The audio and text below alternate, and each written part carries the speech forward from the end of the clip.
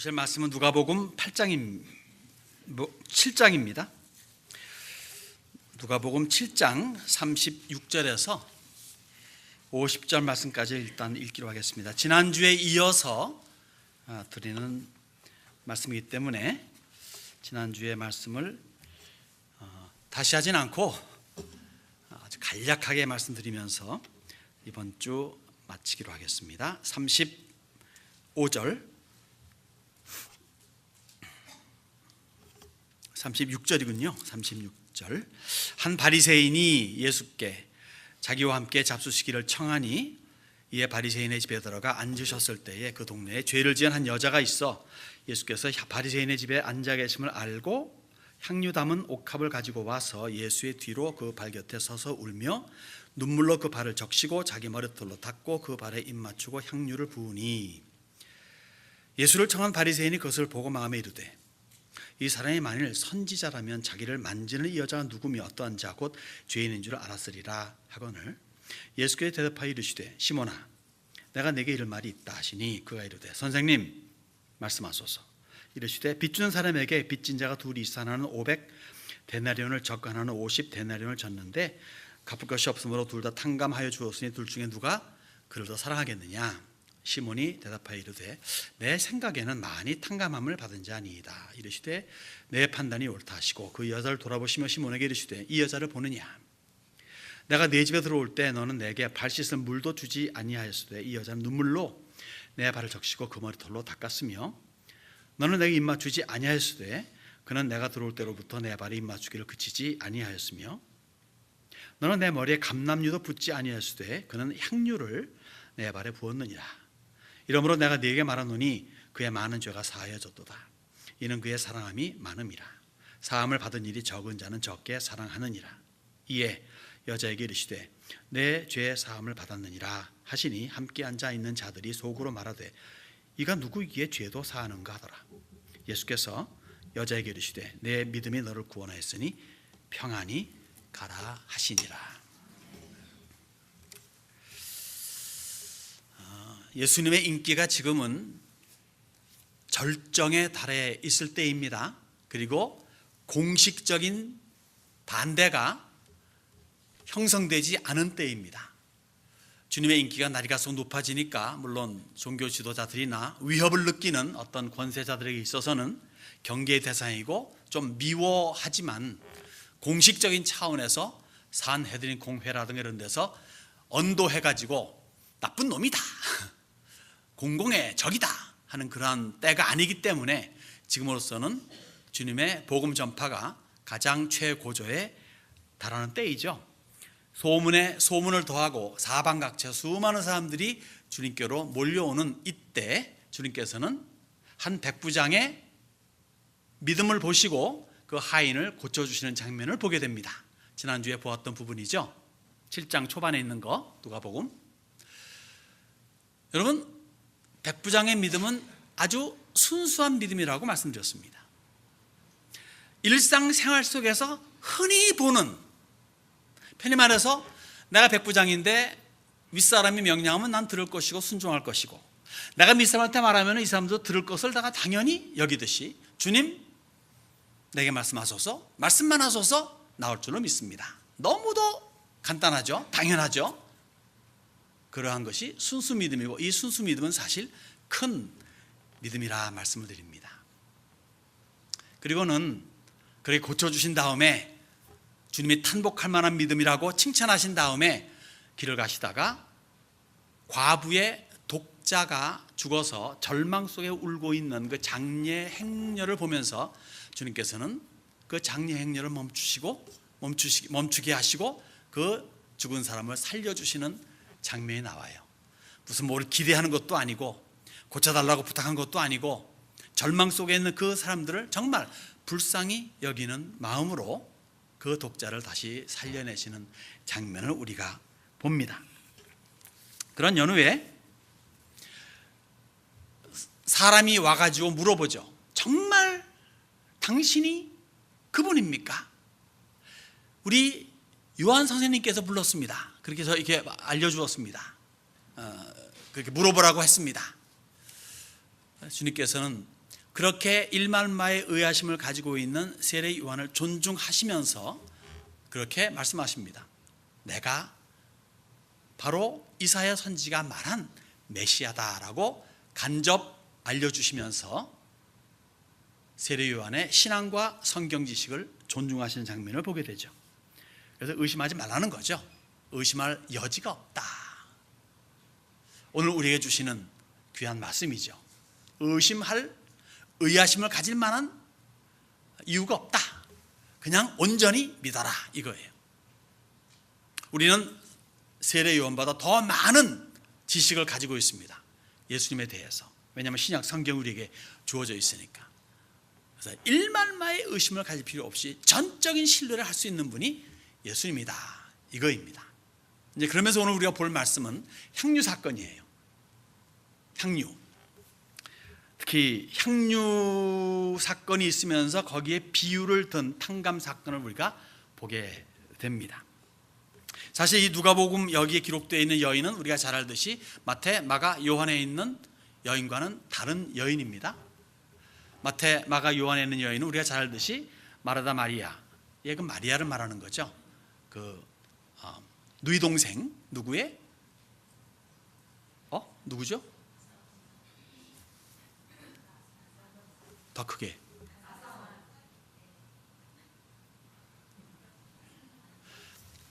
제가 설교를 할 적에 이 원문에서 떠나가면 안 돼요.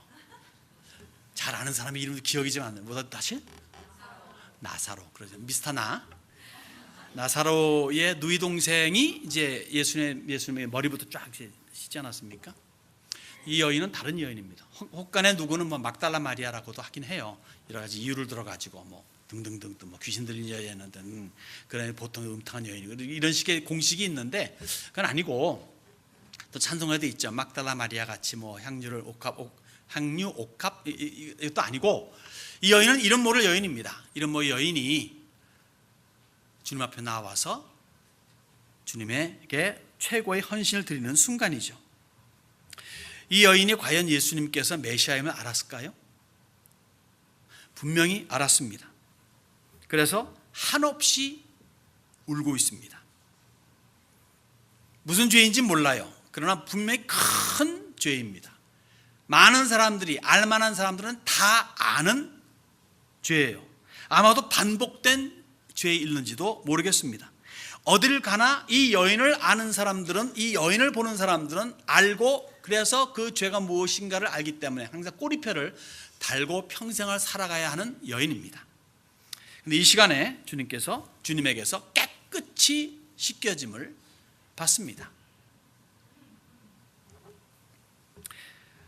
그래서 이 결론이라고 하는 것을 미리 당겨서 말씀드린다고 하면요, 우리가 잘 알듯이 어떤 죄이든 주님 앞에 나오면 용서함을 받는다는 겁니다.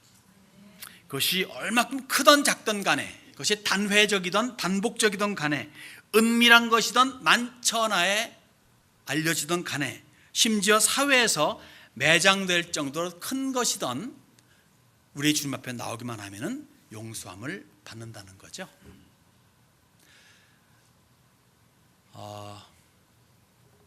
사회는 참 차갑지 않습니까?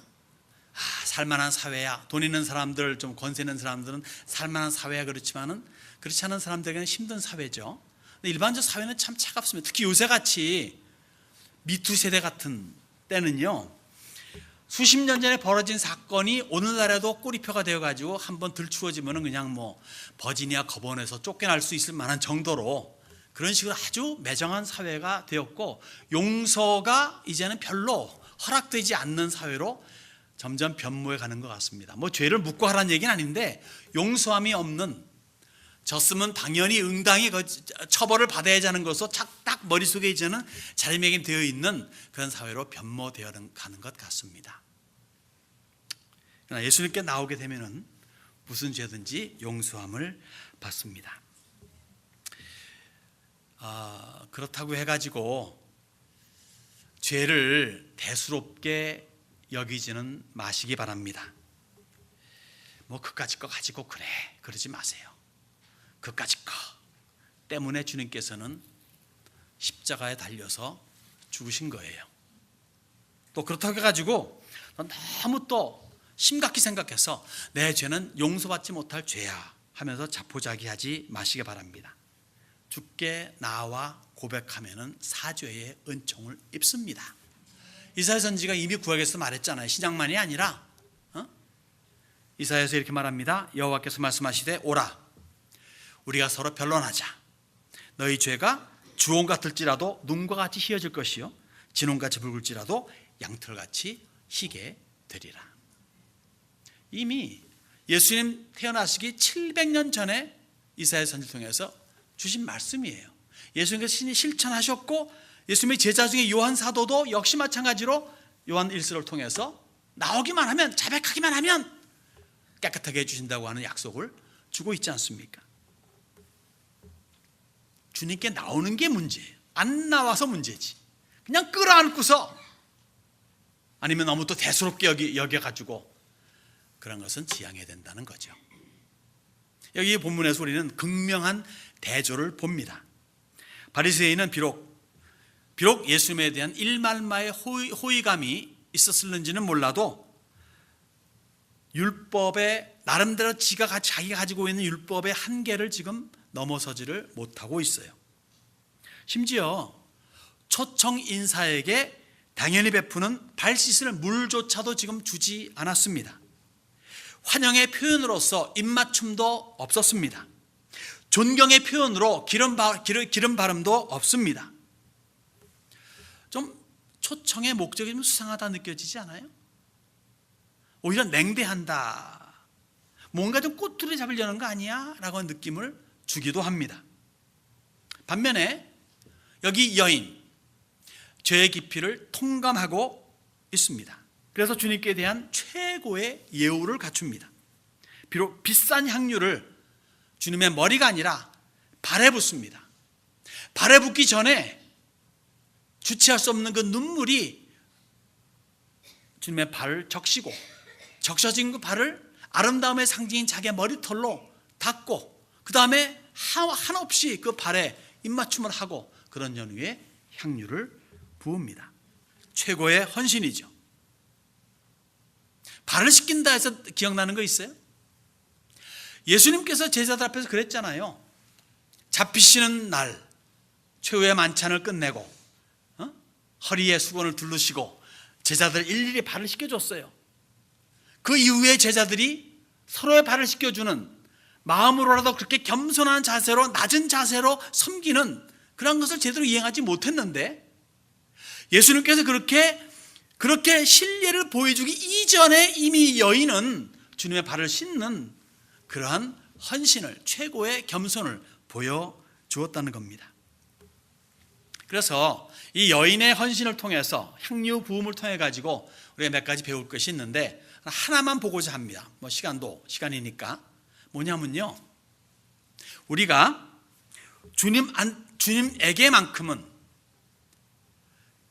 인색하지 말자는 거예요. 제가 아는 누구는요 꽤 돈을 아껴요. 이 근처에 있는 사람 아닙니다. 여러분들 아닙니다. 그런데 음식 먹는 것만큼은 절대 안 아낍니다.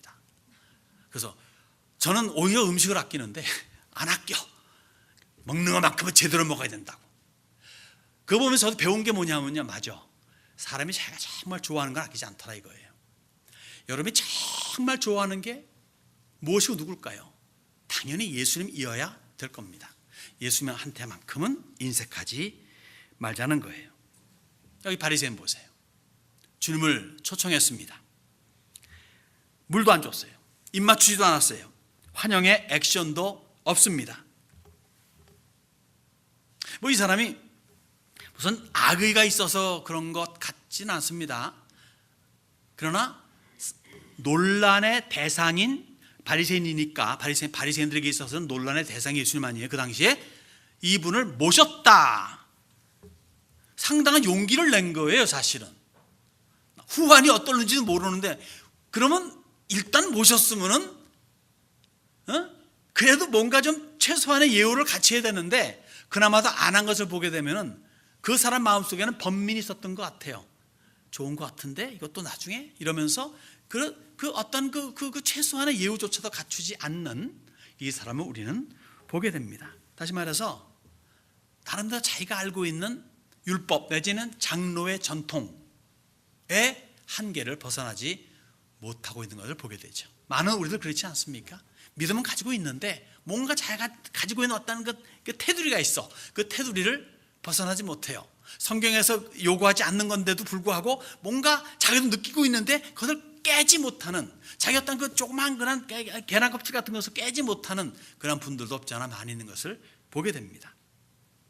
근데 여기 죄 많은 여인을 보세요.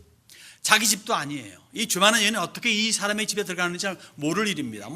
이렇게 저렇게 말하면 그 당시에 사회 속에서 가순이 있었다는 둥 이렇게 말하긴 하지만 어쨌든 간에 이 여인은 그 엄청난 죄를 짓고 사람들 앞에, 대중 앞에 나오기 힘든 여인인데 용기를 내어서 주님 앞에 다가온 거예요. 그 많은 인파들, 많은 사람들이 모여 있는데 그 인파 속을 뚫고 주님 앞에 다가갔습니다.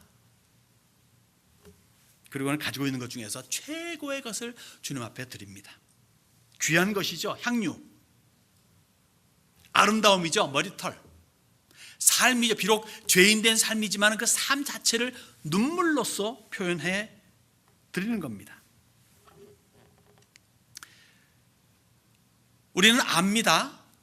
주님은 차별하시는 분이 아니심을. 이 여인은 지금 몰라요. 그럼에도 불구하고 주님께 나와서 최고의 헌신을 합니다. 사람은 겉을 봅니다. 주님은 속을 보십니다. 예수님은 오해와 편견이 없으신 분이에요. 대신 공정하세요.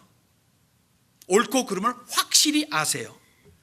그런데 옳은 것에 대해서는 칭찬하시지만 그른 것에 대해서는 일일이 꼬주알 밑주알 끄집어내가지고 혼내지는 않으십니다. 왜? 사랑과 긍휼이 많으신 분이니까, 참고 기다리시는 분이니까. 매를 쳐가지고 깨닫게 해주는 것보다는 스스로 깨닫기를 원하시기에 그렇게 기다리시는 인내의 하나님이시니까. 관용이 남다르신 분이라는 얘기입니다. 그래서 지금 우리도 이 자리에서 예배하는 거예요. 거룩하신 하나님 앞에 나오는 자들은 거룩해야 되는데 이 자리에 나 거룩하다고 말할 사람 몇 분 되십니까?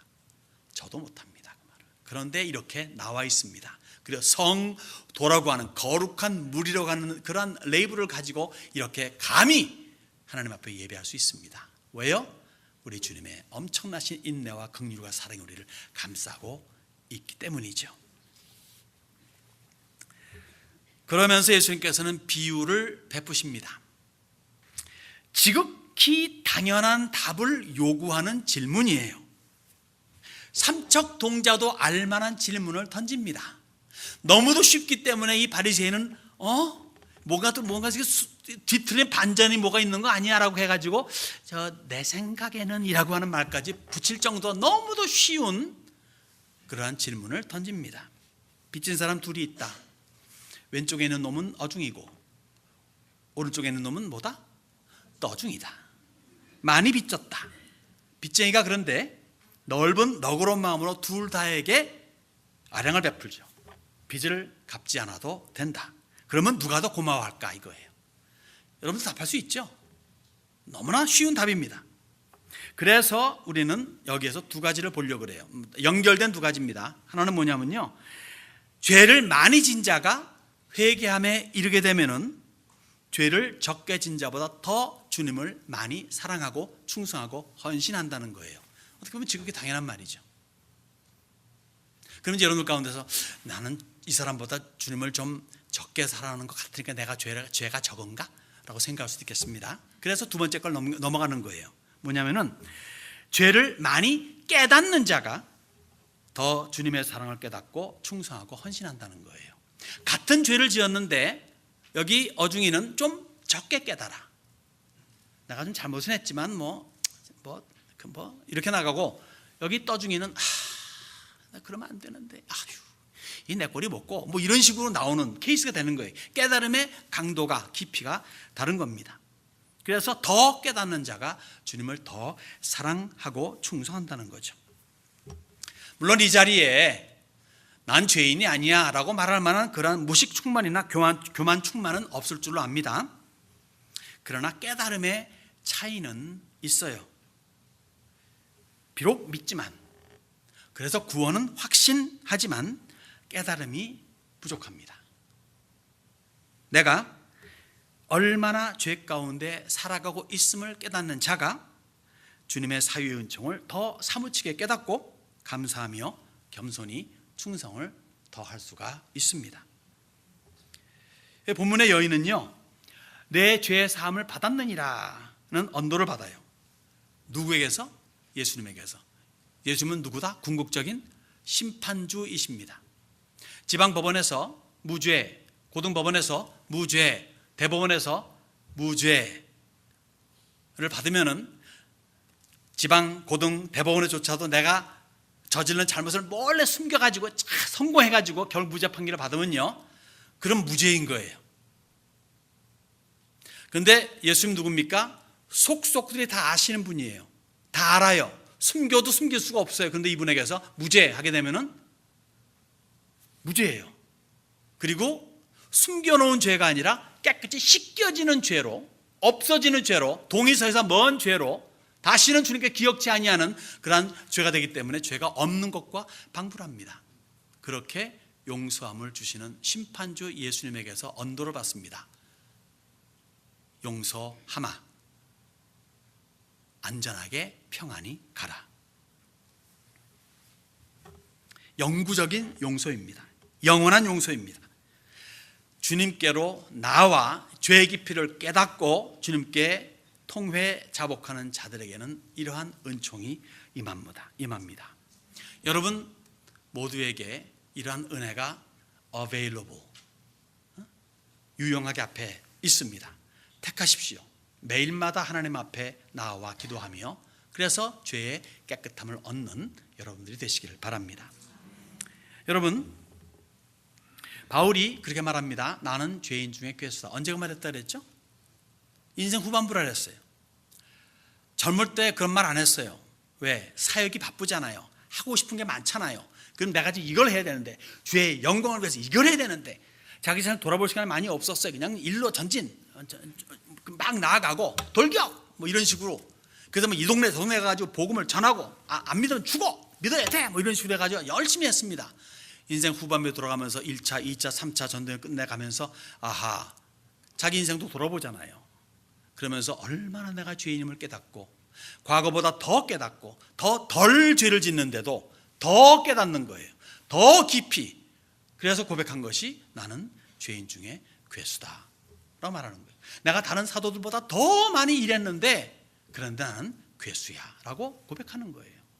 그러한 믿음의 고백이 여러분들에게 있기를 바랍니다.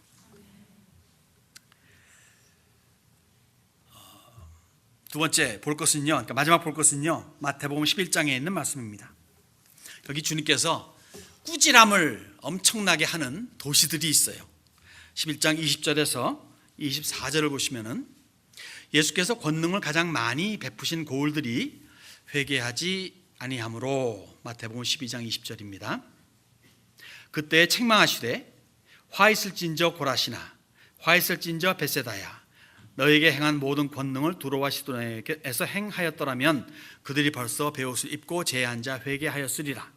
내가 너에게 이르노니 심판날에 두로와 시도에 너희보다 견디기 쉬우리라.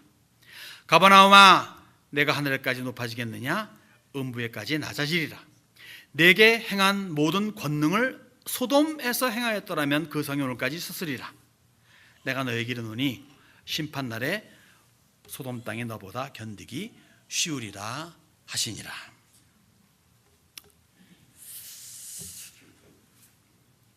우리 주님께서 태어나신 곳은 베들레헴, 어린 시절은 애굽, 그 다음에 소년과 청년 시절은 나사렛에서 사셨죠. 그 다음에 본격적인 사역을 시작하시면서 가버나움으로 이사합니다. 갈릴리 유역입니다. 당연히 이 갈릴리 유역에 있는 가버나움이 가장 많은 은혜를 받지 않았겠어요?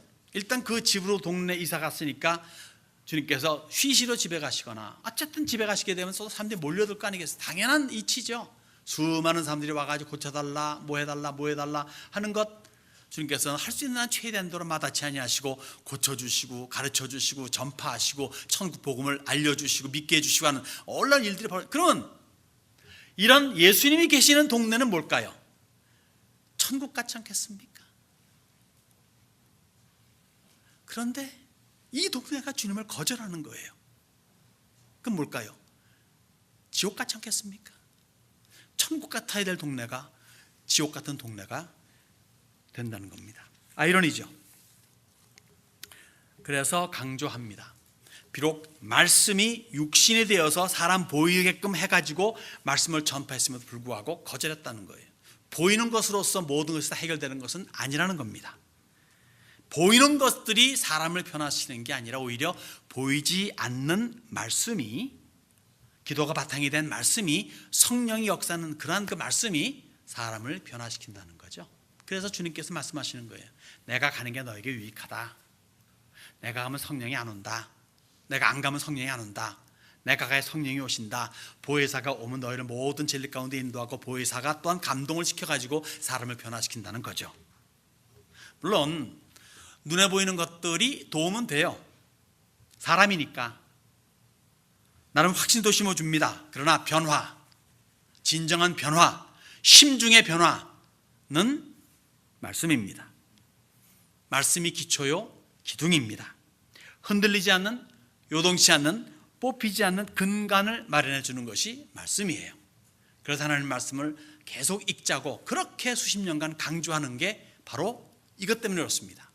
흔들리지 않는 믿음, 사회는 변하고 풍조는 변해도 흔들리지 않는 믿음, 누가 이 말하면 그런가, 누가 저 말하면 저런가, 이 사람이 이 말하면 아 그렇다, 이 사람이 저 말 아 그렇다라고 하는 것이 아니라 말씀의 기초를 둔 그 삶, 흔들리지 않는 뿌리가 깊이 박히는 그 삶, 그 삶을 살아달라고, 살자고 그래서 외치는 게 성경 아니겠습니까?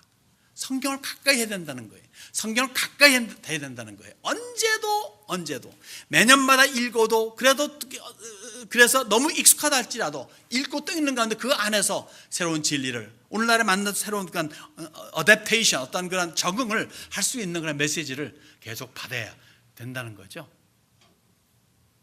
믿는 사람으로서 기도에 게을리하고 성경에 게을리한다면 믿는 사람이라고 말할 수 있을 것 같아요? 군인인데 총도 없고 군복도 안 입었어. 군인입니까? 근데 많은 사람들이 너무도 옷 벗고 총칼을 내려놨기 때문에 그것이 정상인 줄 알아요. 여러분 언제든지요, 비정상은 비정상이에요. 정상은 정상이에요. 에버리지를 노멀로 보지 마세요. 평균치가 정상으로 생각하지 마세요. 그럼 민주사회라 말하는 거지. 신정주의 국가에서는요, 성경 말씀이 참다운 진리고 그게 정상입니다. 성경을 가까이 해야 돼요. 읽으셔야 돼요. 은혜를 받아야 돼요. 삶 속에서 발견해야 돼요. 이것이 내가 얼마나 죄인임을 깨닫게 하고 주님께로 나아가게 하고 헌신하게 만드는지. 오늘 본문의 말씀은요, 시대를 초월한 원리를 제공합니다. 이 마태복음에 있는 말씀은 다시 말해 하나님의 심판의 경중은 은혜를 접한 강도와 빈번도에 정비례한다는 거예요. 어느 만큼 많이 자주 복음을 접했냐, 어느 만큼 강하게 은혜를 접했냐에 따라 가지고 하나님의 심판이 크냐 작냐가 나온다는 겁니다. 이것은 개인이나 사회나 국가가 동일합니다. 즉 많이 받은 자에게서 많이 받는다는 개념과 일맥상통하는 거예요. 따져보십시오. 얼마나 혹독하고 준엄한 꾸짖음을 지금 가버나움 등등이 당했습니까? 특히 가버나움은요, 소돔에 비할 정도예요. 아니 소돔보다 더 나쁘다고 그렇게 평가를 내립니다. 여러분, 악의 대명사가 뭐예요? 소돔 아닙니까? 아유, 소돔 같아. 오죽하면은 뭐 지금이야 말 색발했지만은 소돔이 하게 되면 그게 이제 동성연애 말하는 거 아니겠습니까? 그 얼마나 나쁘게 봤습니까? 그 소돔 성에서 벌어진 사건을 해서 소돔이란 말 한 거예요. 악의 대명사는 소돔인데 소돔보다 더 나쁘다 이거예요. 과연 이 가버나움 사람들이, 벳세다 고라신 사람들이 소돔보다 나빴을까요? 행동에 있어서는 그렇지 않았을 수도 있습니다. 근데 왜 더 나쁘다고 말하느냐? 그 답은 예수님이라고 하는 분 때문에 그렇습니다. 자, 근데 거기서 답을 드리기 전에 소돔성을 보십시오. 얼마나 소돔이 나쁜 동네였나. 우리가 잘 알고 소돔은 무슨 뭐 동성애 뭐 이런 있고 뭐 하지만 정말 이 소돔이 얼마나 나쁜 짓을 해가지고 그 동네 같이 동맹한 다시 말 소돔, 고모라, 아드마, 스보임, 벨라 이 다섯 동네 이 다섯 도시국가가 하나입니다. 여기에 소돔이 주장이 되어 있어요. 소돔의 나쁜 짓이 이렇게 다른 동네까지 다 이렇게 연결된 겁니다. 물론 이제 벨라 마지막 다섯 번째 동네 벨라는 롯이 그리로 숨어 들어갔기 때문에 그 동네는 주님이 심판을 안 하셨어요. 그러니까 심판 중에서도 구원받은 동네가 벨라입니다. 벨라가 하도 조그만 동네라서 소알이라고 하는 말로 바꿔줬죠. 아무튼 간에 이렇게 나쁜 것을 전파한, 영향을 끼친, 그래서 심판받아 불심판, 유황불 심판을 마땅하게끔 만들어 놓은 동네가 소돔이에요. 자기만 못된 게 아니라 남들도 못되게 만든 동네가 소돔이에요. 그래서 악의 대명사예요. 그런데 가버나움은 그보다 더 나쁘다는 거예요. 왜? 예수님을 거절했기 때문에 그렇습니다. 여러분, 예수님을 거절한 죄가 악 중에 악입니다.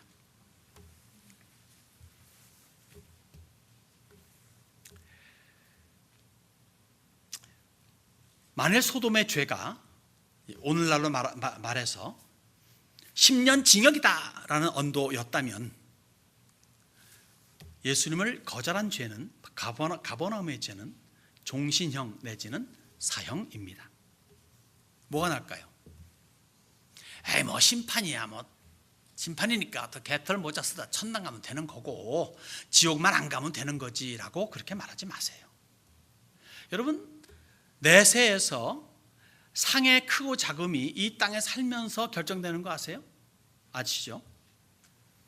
구원은 믿음이지만 상은 행동이에요. 행위. 아이 뭐 그냥 천당만 가면 되잖아. 그거 아니에요. 영원히 사는 곳에서 영원한 상을 누리며 살아야 되는 거 아니겠습니까? 거기다 맛보기가 뭐냐면 이 땅에서의 삶이에요. 믿는 사람들이, 일반적인 경우를 말하면 일반적이요, 이 사람들이 여기에서 제대로 못 믿으면요, 그 삶 속에서 불안감이 들어오고 어려움이 닥치고 그래요. 애들도 뭐가 잘 안 되거나. 그러나 믿음의 삶을 열심히 사는 사람들은요, 일반적인 차원에서 잘 되고 자녀들도 잘 됩니다. 그게 좋잖아요. 그게 왜 살면서 왜 힘들게 사냐 말이에요. 왜 얻어 터지면서 사냐 이거예요. 결국 구원은 받아 천당 갔는데 얼굴이 일그러져서 하도 얻어 터져가지고 주님에게서 영적인 면을 말하는 거예요. 그렇게 살 필요 없지 않습니까? 주님을 거절하는 삶, 주님을 멀리하는 삶, 주님 앞에서 게으른 삶이 여러분의 이 현세에서도 그렇고 특히 내세는 더더욱 비참한 결과를 맺게 해준다는 겁니다. 물론 어찌 인생에 살면서 죄가 없겠습니까? 다 나름대로 죄를 짓죠. 죄의 경중에 따라서 이 세상에서 벌칙이 있고 내세 상이 준다 생각한다면 우리가 죄를 가볍게 여길 필요가 있겠습니까? 가볍게 여길 수가 있겠습니까? 그럴 수 없습니다. 물론 불신의 죄는 영벌이에요. 영벌은 뭐냐면요, 지옥에서의 영생입니다. 영원히 지옥에서 형벌 받으면서 삽니다. 그래서 예수 믿는 신앙이 최우선이에요. 무슨 그냥 믿고 볼 일이에요. 믿고 난 다음에 뭐예요? 죄가 많아서 주께로 못 나오겠다, 아니죠. 주께로 나와야 죄가 없어지는 거죠. 죄가 별로 없다, 그래서 회개할 필요 없다 라고 하지 마세요. 정말 꾸지람 듣습니다. 가버나움 같이 어떤 작게 여겨지는 죄도 그것이 영벌감임을 기억하세요. 영벌감. 천국 예수님 말씀하신 거예요. 천국 가려면요, 단 한 톨의 죄도 없어야 된다고 말해요. 근데 그 죄가 뭔지 아세요? 자, 보세요. 여러분 이렇게 뭐를 봤어. 아우, 저거 내가 가지고 싶다. 아우, 저건 아무도 없다. 내가 가지면 좋겠는데. 탐심입니다. 이거 죄예요. 그죠? 예쁜 여자가 지나가서 야, 예쁘다로 끝나면 좋은데 예쁘다. 와, 하룻밤. 이거 간음입니다. 마음속에 아무도 몰라요. 나만 가지고 있는 생각이에요. 요거 지옥감입니다. 아시겠죠? 누구도 다 죄인이에요. 그래서 따지면은. 그런데 그런 것들 때문에 예수님께서 십자가에 가셔서 죽으셨다는 것을 통감한다면은 자그마한 죄라도 짓지 말아야지 하는 그러한 마음을 가지고 주님 앞에 헌신할 수 있다는 얘기죠. 그러한 여러분 되시길 바랍니다. 작은 죄도 작게 여기지 말고 이것도 차도 부르짖고 하나님 앞에 이렇게 제가 약한 존재입니다 하며 통감할 수 있는 여러분들이 제가 될 수 있기를 바랍니다. 말씀 마치겠습니다. 백부장의 믿음은 순수한 믿음이라고 했습니다. 그렇습니다. 우리 주변에서 흔히 볼 수 있는 믿음이에요. 일반 상식 속에서 너끈히 가질 수 있는 그 믿음, 그 순수한 믿음, 어린애 같은 믿음, 그래 그럼 그런 거야 라고 믿는 그 믿음, 이 믿음이 사실은 바보 같은 믿음이 아니라 큰 믿음이에요. 뭘 해줬기 때문이 아니라 또 나중에 뭘 바랄 수 있겠다, 뭐가 돌아올 수 있겠다가 아니라 나인성 과부의 외아들을 살리신 예수님 같이 우선적으로 안 된 사람들을 불쌍히 여기는 마음을 가지는 우리가 되기를 원합니다. 없는 사람들, 못하는 사람들, 왜 저렇게 그렇게 하고 앉았어? 열심히 일하면 될 거 아니야? 우리는 편히 말할 수 있어요. 왜냐하면 우리는 열심히 일할 수 있는 자세도 있고 그 다음에 머리가 돌아가기 때문에. 근데 그런 자세도 못 키웠고 그 머리도 안 돌아가는 사람이 있더라고요. 가난한지조차도 모르고 가난함을 헤어나올 수 있는 그런 방법도 모르는 사람들도 있더라고요. 그런 사람들을 위해서 불쌍한 마음을 가지는 게 우리가 돼야 되는 거죠. 그게 그리스도의 마음을 가지는 거 아니겠습니까? 아무리 약해져도요, 절대로 주님을 의심하거나 부인하지 않겠다는 결심을 하는 우리가 되기를 바랍니다. 세례 요한조차도 의아심을 품었어요. 사실은 여자가 낳은 자 중에 최고라 말하는 세례 요한조차도 그렇게 의심 품었다면 우리 누구도 다 그래 품을 수 있다는 거예요. 그런데 세례 요한의 이야기를 여기에 성경에 수록한 것은 너희는 세례 요한보다 낫지 않냐? 너희는 더 많은 레벨레이션, 계시를 받았지 않냐? 신약 성경 있지 않냐? 내가 세례 요한의 예까지 주지 않느냐? 그래서 어떤 일을 당해도 무슨 사건이 있어도 나 예수를 의심하지 말라 이거예요. 의심하지 않아야 된다는 겁니다. 무슨 일이 있어도, 어떤 사건이 벌어져도, 천지가 쪼개진 한이 있어도 주의 말씀은 영존하시니이다 하는 그 믿음을 가지고 나아가야 된다는 겁니다. 그리고 내가 죄인 중에 괴수임을 깨닫고 주님께 항상 나아가 자백하며 그 증거로서, 자백하는 증거로서 최고의 헌신을 주님 앞에 항상 드리는 우리가 되어야 될 줄로 믿습니다. 그러기 위해서 우리 주변을 돌아볼 수 있고, 그래서 예수를 잘 믿고 잘 믿게 해주는 우리 예수님의 구원을 알리는 전파자들이, 여러분들이 제가 될 수 있기를 축원합니다.